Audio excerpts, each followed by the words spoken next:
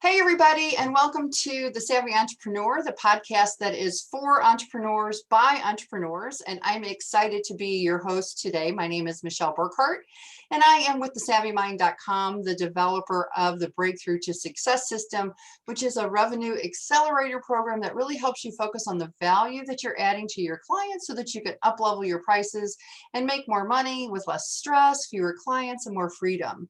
So I am really excited today to be here because this is the first time I've ever had a chance to talk with someone like this.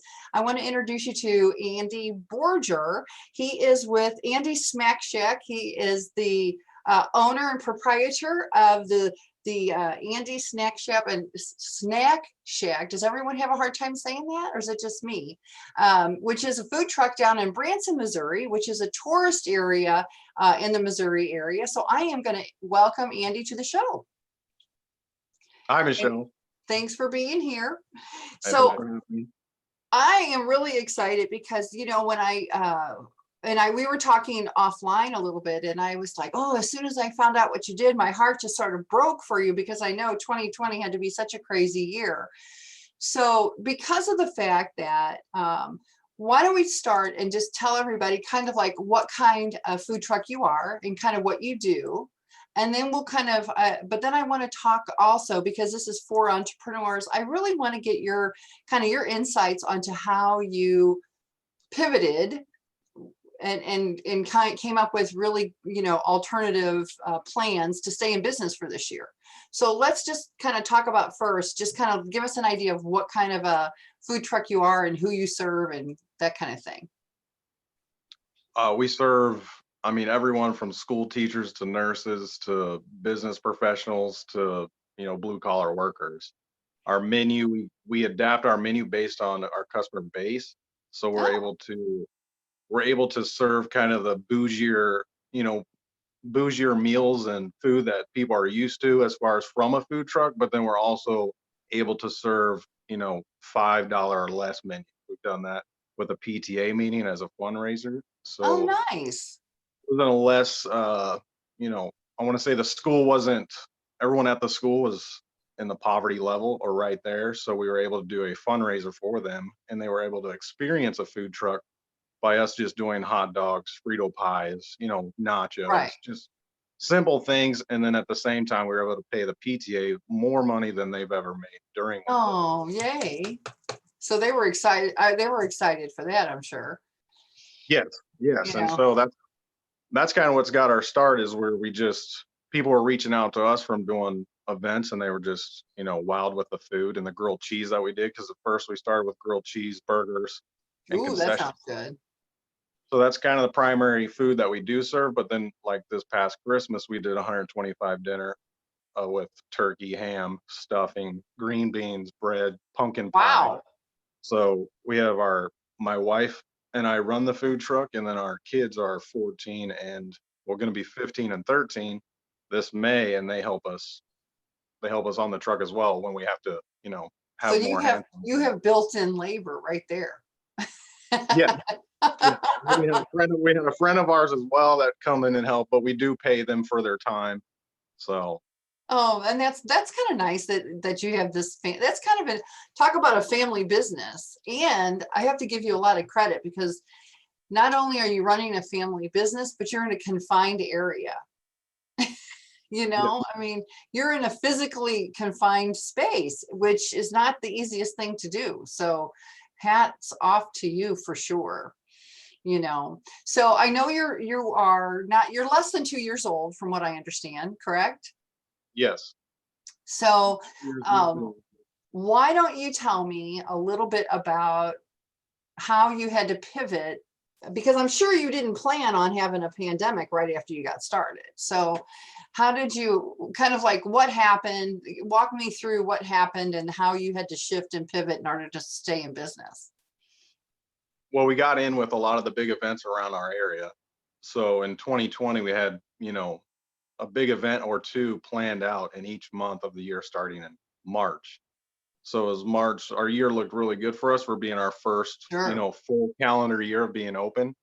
And then the pandemic hit in March. We were going to be at the outlet malls for some kind of it's like a kids show celebration they were going to put on, and they confirmed it with us, and then within that following week they canceled it. And then Right, from there we just had other businesses, other people fall out because, primarily we were going with call centers and people that were sitting around at the office, and we mm, would be outside.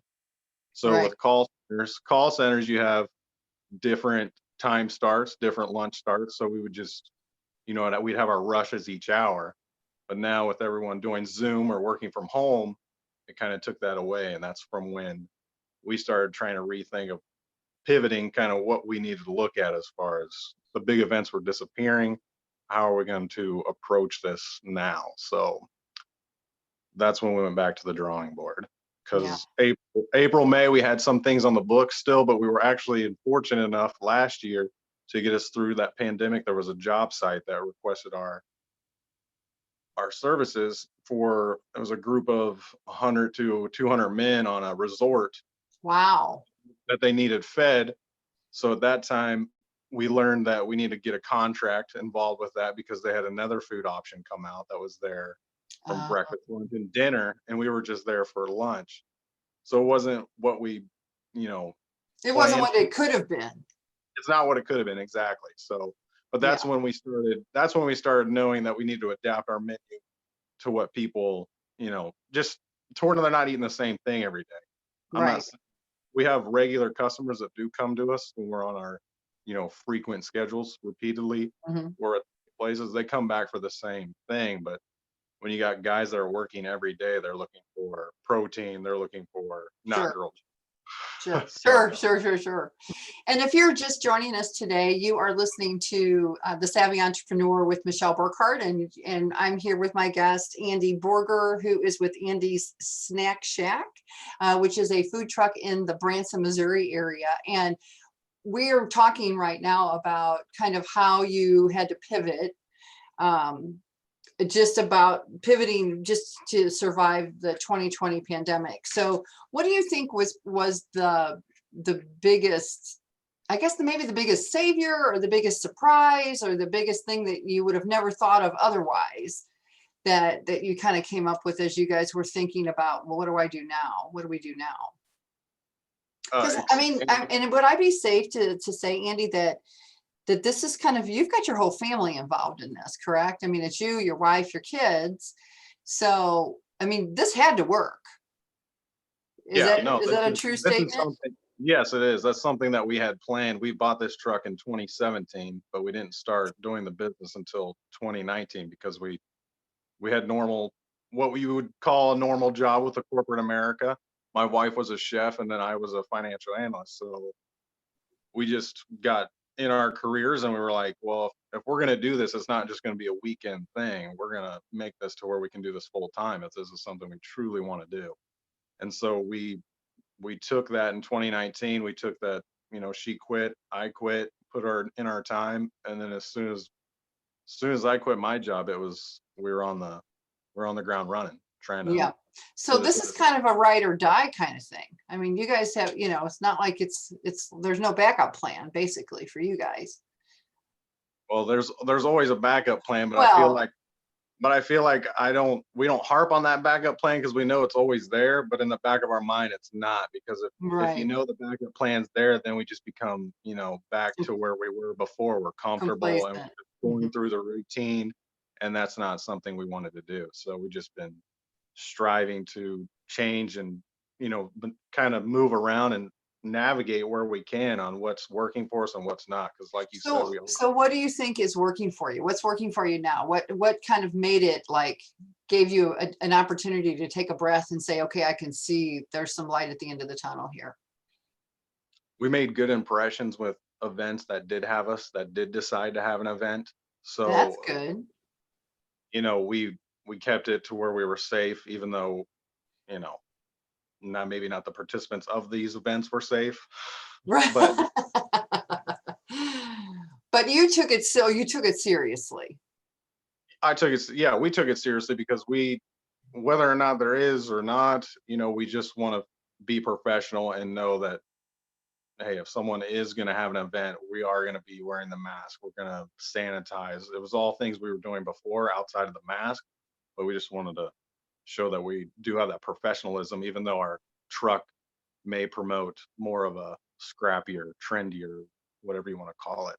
I know you've seen the design of our Right. truck. Well, and it's more fun. It's fun. It's relax. It's kind of fun and relaxed and hip and happening kind of thing. So, um, I mean, I think, but I think that I think people are happy. I mean, they have to be happy that you're taking it seriously, so they feel safer, you know, Yes, and participating in buying food from you. I mean, I would think that they would really like that idea. yeah, and the schedule we've created is we've gone and we have our regulars each month that we're at once a month. We're at other places once a week. And so Nice. we're downtown, like you were saying earlier. I think we were offline about St. Louis and the financial district and the attorneys and lawyers. Forsyth, Missouri is the Taney County. They have their seat there. So that's where the courthouse is and everything. So we go over there every Thursday, and that's just one of our staple places that we're there every week on that day. So even with the pandemic, are there people still working in their offices? Yes. Well, that's good. And we also got in with some tournaments as far as baseball tournaments, softball tournaments, as being that. So now we're kind of moving into we're a contractor for a food service provider or filling in those gaps where they shut down their cafe. They'll bring us in Oh, and that's a good idea. we'll be that replacement. And then from there, that just creates networking. We always try to be professional, show them that we have all the paperwork, the insurance in place. And Mhm. that's something I try to keep up on, as far as I don't want to be somewhere and have a fire marshal show up and say, well, do you have this? You didn't contact me here. You guys need to leave. Right. No. We don't try to operate, illegally or anything like that. So it is a lot, but the people at the government offices are very nice. Once you get to know them, they're very, they're all about supporting us. So we Well, and I appreciate it. think what I think is great, and I would guess that they're just excited to support a local community business. I would hope anyway. I know, especially right now, I think that people are tending to lean a little bit more that way, which I love. I love that idea. So, and if you were just joining us, you are listening to The Savvy Entrepreneur, the podcast that's for entrepreneurs by entrepreneurs. And I am your guest, Michelle Burkhardt with thesavvymind.com. And today we are talking with Andy Borger with Andy's Snack Shack, which is a really cool. I have to say, it's a really cool food truck down in the Branson, Missouri area. And not only is it really cool, but I really like the fact that you and your wife, because you said your wife is a chef. So you and your wife are really approaching this very seriously, very professionally, and what I think people don't realize is that you can take a passion that you have, and if you don't run it like a business, it's not going to produce like a business. Would you agree to that? Yes, absolutely. And that's something we've seen while we've been in this industry with, you know, different events we've been at. A lot of these people are those weekenders, to where they just do it for a weekend. They have regular job Monday through Friday, and a lot of them seem burned out. A lot of them, they invested into a new trailer or something and they just can't afford those payments with their regular job, so they're just selling it out completely. So I don't know if that's opened the door, I guess, for us in some regard, as far as getting more business, because some of these guys have fallen out. But then Right. you have some new people entering it, to where right now, as far as the food truck and people, as far as me conversating with my peers, that other food trucks, for us it's been non-existent. For us we get Really? for us we get the snooty nose kind of look at us, like, who are they? And Is it because so they feel look at you as competition? I don't know if it's the competition or they just don't want to help. Because in my eyes, I'd want as many food trucks to know what we're doing and what they're doing, Mhm. so then we could work together and be on a rotation. And that's kind of what drove us to just kind of be different from everyone else, where we're doing the catering, filling in on just changing the menu and not being the same everywhere we go, but still having some of those staple items that people are used to seeing, or they've had us, in the past at another event. Because you always get people coming up and say, hey, do you guys have your street tacos today? Do you have this, that, whatever it may be? So So do you have kind of like what's your claim to fame? What on your menu is your claim to fame? it's our heifer with cheese. Is It's what our is that? our heifer with cheese is our signature burger. Oh, It's it's it infused sounds with good. it's infused with bacon and onion, so it it has that perfect, balance of just being moist and then just, delicious as far as when you bite into it. Well, you know what? I mean, bacon makes everything better, doesn't it? I mean, seriously. I mean, really, I mean, seriously. So what do you think has been the best part of having the food truck business? The time with the family, being able to, my wife and I would, like I said, we worked very hard when we were in those jobs and we didn't see each other very often because it seemed like she'd work weekends, I'd be off weekends. So it's just now time for both, her and I and the kids to actually have more time together. But then they understand through the year there are going to be days where you don't see us Well, sure. And you're or lucky your enough. boss. Yeah. But you're lucky enough that your kids are older too. They're a little bit older. And so, I mean, at least they get it. And they're getting paid, right? When they work for you. Yes. So I would think that they'd be even more motivated to be like, yeah, yeah, grow your business. I want to work another day or two, So I I think that's wish kind I wish that was I wish that was their behavior towards it. of, yeah. Well, am I dreaming? Are you telling Yeah. me I'm dreaming? Well, I always thought if anything was going to motivate them, money would. I Well, mean, I said I'd pay them. I didn't say I pay them a lot.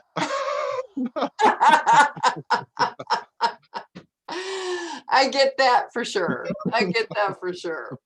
So tell me, what do you think? Like, what are you looking at like for this year? Well, how do you feel about this year? This year, I'm not filling our calendar up as quickly as I did last year. So we're kind of we've had some good leads and some good meetings with some business partners that we have planned for July, which was it's been our slowest month the past 2 years. So I'm excited for that. Yeah. And our September, we already have we have a guaranteed schedule there in September. It's just some events that will not cancel. Oh, that's And then good. same with the early November. So it's really just filling in the October, filling in the calendar now. So we have something each month that we will be doing that's big starting in April as of right now. So we're Which will be excited here for before you know it. yes, and we're excited for 2021 because we feel like we are going to surpass 2020. So Well, that's good. So how do you market your business, Andy? How do you do it differently than what you think the typical food truck does? well, we've gone through Uber Eats, we've done DoorDash, Grubhub, we've done all these online, ordering services to where you can order our food from their service when we're open on those Oh, that's kind of platforms. neat. So all that created was free advertisement. So when you order something from DoorDash, or it's just we're paying a marketing fee when someone orders something on it, which I don't, and on my eyes, I treat it as if, I'm paying that large fee for that marketing fee, but I'm getting an additional revenue for that day off of that platform I originally wouldn't have had from True. just sitting in that other location. So it all to me is a wash at the end of the day, just put into the expenses. So let me see if I understand this. So like you can be like in front of the courthouse, for example. And Yes. because you're going to be in front of the courthouse, then you kind of like register with DoorDash or something, and then so that they can sell out of your location in front of the courthouse. Is that how that works? Yeah. Well, unfortunately, DoorDash, you have to set up a different email account with a different store location. So we had 2 locations set up for that. So with Uber Eats, you can change any location, be anywhere, and change your But address. is that basically the principle behind Oh, it? yes, I'm sorry. Yes, that is the Okay, principle behind it, where I'm making sure our online ordering is available, and then also those online orderings are available, and great. making sure menus updated and everything. So if you're just joining us today, you are listening to the Savvy Entrepreneur, which is the podcast that's really for entrepreneurs and it's by entrepreneurs. And I'm Michelle Burkhart, your host. And today we're talking with Andy Borger with Andy's Snack Shack, sorry, which is a, I don't know why I have such a hard time with that. Which is a food truck that's located in Branson, Missouri, which it doesn't sound like you do a lot of tourists, even though Branson is a tourist town. It doesn't sound like you do a lot of tourism business. Is that, am I hearing you correctly on that?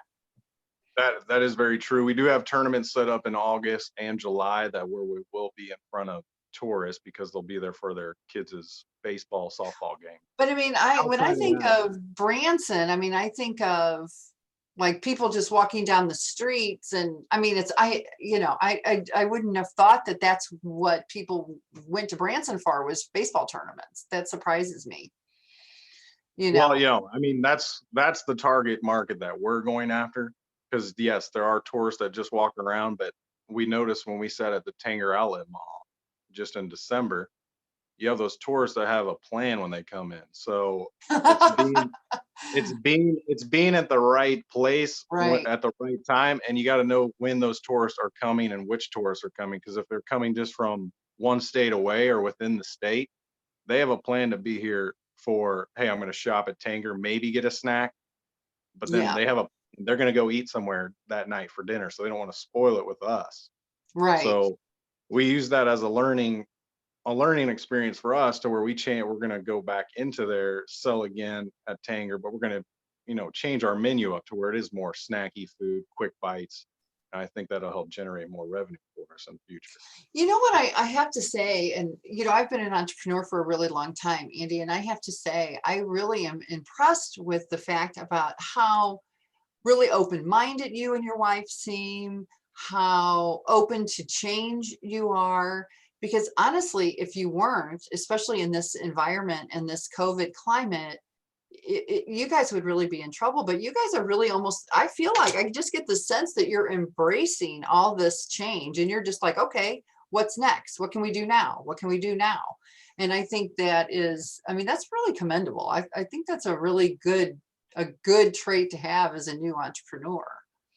Well, I think that's what sets us apart too, is what I was trying to get to earlier, is with the people that we do meet in the food truck industry and just concessions within fairs and festivals, they seem burned out. They seem like they don't Mhm. want to do it anymore. They're more like, hey, I want them to pay me. I want profit. I want this. And my wife and I are more like, hey, we want that too, but we want them to have a good experience. We want them to have good Right. food.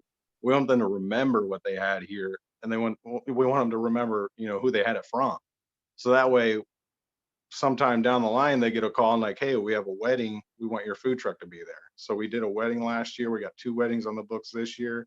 So it's just changing, being able to change for someone else, to give them something they want. They want a food truck experience, but they only want a few items from us, or they just want a completely different menu.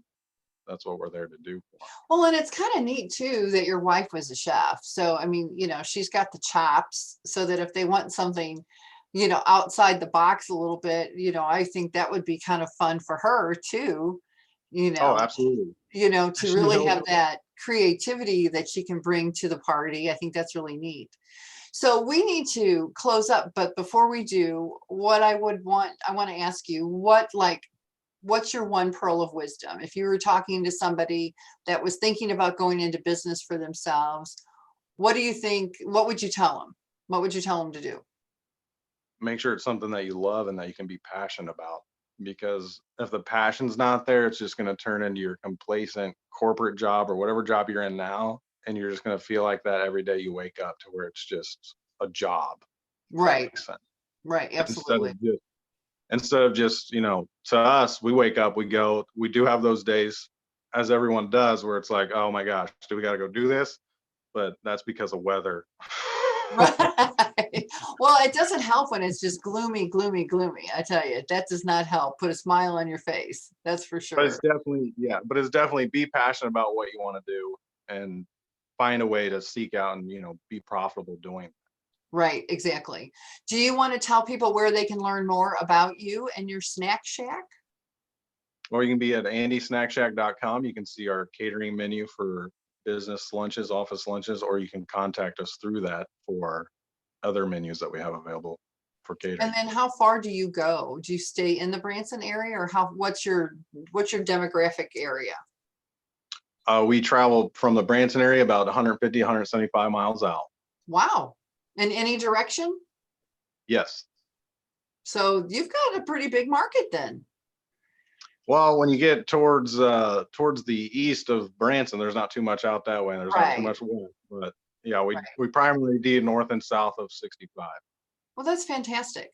Well, I want to thank you so much for taking your time to talk with us. It's been a pleasure. I have absolutely loved learning more about what you and your family do, and I absolutely wish you all the best.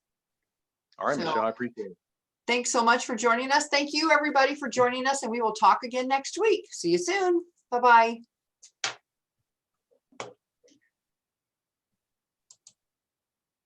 All right.